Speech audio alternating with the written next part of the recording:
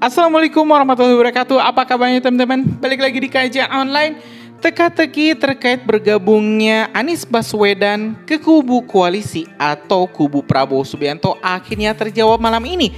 Ya teman-teman, Gerindra akhirnya memberikan lampu hijau kepada Anies Baswedan untuk bisa bergabung dalam kabinet Prabowo Subianto di 2024-2029.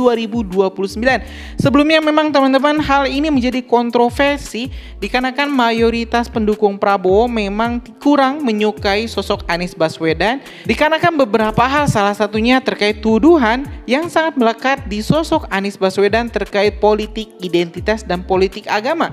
Terlepas dari semua kontroversi tersebut, teman-teman, Pak Prabowo kini telah menentukan sikapnya. Pak Prabowo kini telah memberikan jalan bagi Anies Baswedan untuk bisa kembali merapat ke kubu koalisi atau di samping Gerindra.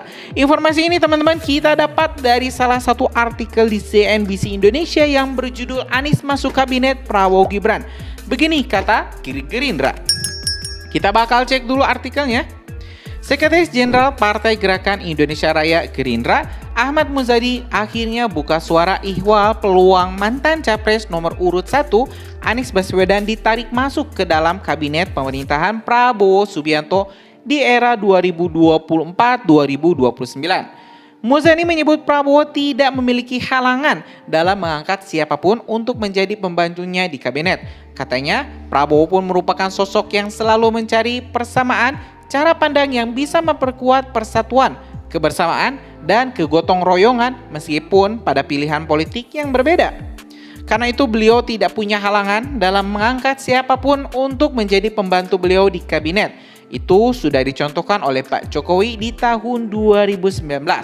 Kata Muzadin di sela-sela seminar nasional fraksi Partai Gerindra Komisi 4 DPR RI di Gedung DPR RI Jakarta Selatan pada Selasa 25 Juni 2024. Ia mengatakan Presiden terpilih Prabowo Subianto ingin menciptakan situasi politik yang adem dan penuh paguyuban agar kerukunan dalam perpolitikan dapat tercipta.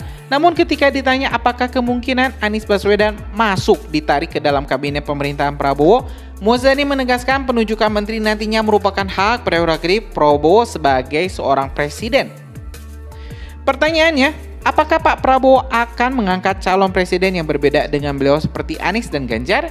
Yang punya hak prerogatif kan adalah beliau, saya belum pernah mendengar pungkasnya. Sebagai catatan, Anies Baswedan juga diisukan bakal mendapatkan dukungan dari partai-partai besar di parlemen, salah satunya sebut saja ini PDIP yang sudah terang-terangan memasukkan nama Anies Baswedan menjadi bursa kandidat gubernurnya, calon gubernurnya. Di sini tidak kalah dari sana teman-teman, PKB juga sudah terang-terangan ingin mendorong Anies Baswedan untuk kembali maju di Pilkada DKI, dan di sini kayaknya nggak akan aneh kalau misalnya Pak Prabowo kembali mendorong Anies Baswedan untuk maju. Ya karena kalau misalnya kita melihat saat ini tidak ada tokoh yang kuat sekuat Anies Baswedan untuk bisa memenangkan pemilu DKI Jakarta. Jadi kalau misalnya Pak Anies maju itu sudah jadi karpet merah, sudah auto win kalau saya rasa. Kalau saya rasa sampai saat ini nggak ada satupun tokoh yang bisa menyaingi elektabilitas Pak Anies untuk di Pilkada DKI. Jadi kita bakal sama-sama saksikan teman-teman apakah Pak Prabowo bakal mengangkat Anies Baswedan sebagai menteri kah atau mendorong dirinya Pak Anies kembali ke DKI kah atau seperti apa? Tentu hal ini bakal sangat menarik untuk kita nantikan bersama-sama. Mungkin itu teman-teman informasi singkat kita malam ini. Terima kasih. Assalamualaikum warahmatullahi wabarakatuh.